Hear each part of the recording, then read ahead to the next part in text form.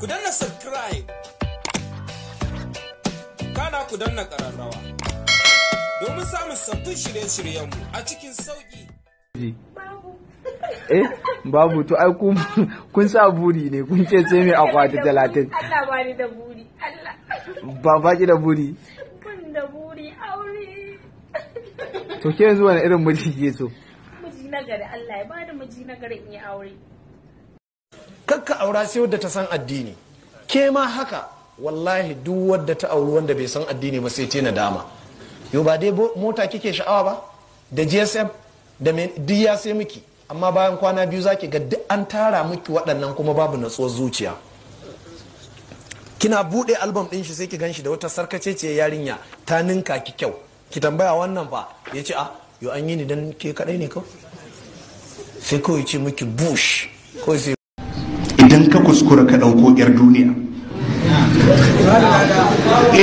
ka watsa kanka ka watsa gidanka malam. duk mace in daga cikin manufofinta babu Allah ba manzan Allah, ba ta tunanin komawa a haɗu da Allah, wai tsaban fashion kuka gina zaman, na rantse da Allah ka watsa gidanka.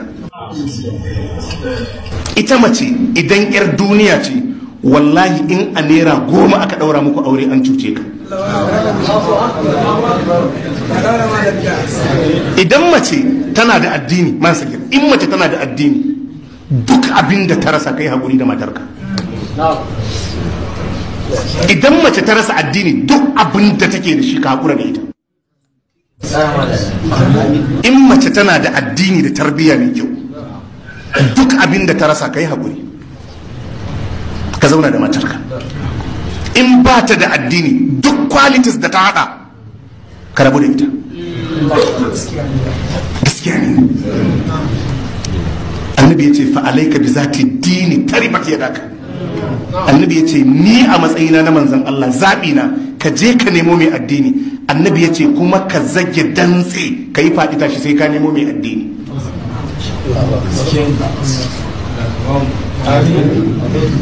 Ita ce wa'azi ke ta'asiri a kanta, haka ne ko ba ka ba?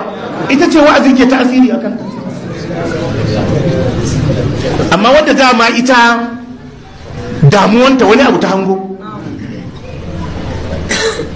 ko tana ganin kawai za ta zo ne ta yi ta hutawa a cikin gidan. Ka san yanzu haka suke yi, duk yarinyar da kaga tana dan gurga wannan wai gidan hutu wai take nema, haka ne.